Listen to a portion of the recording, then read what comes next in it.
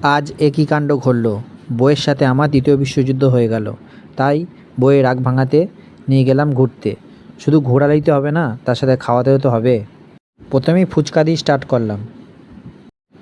বরুণদাকে বললাম, আলুটা এমনভাবে মাখাও যেন বউয়ের রাগটা পড়ে যায়।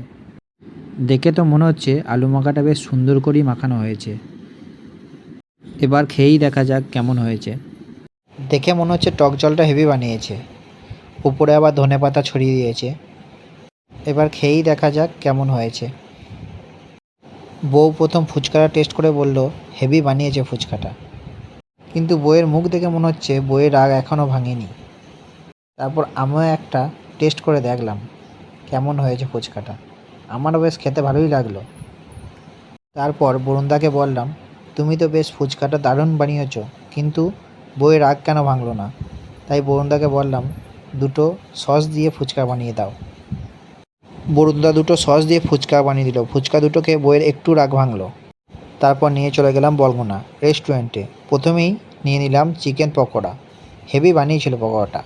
তারপর নিয়ে নিলাম ফ্রাইড মোমো। ফ্রাইড মোমোটা বেশ দারুণ হয়েছিল। তার সাথে ছিল চিকেন স্যুপ। চিকেন স্যুপের টেস্টটাও অসাধারণ ছিল।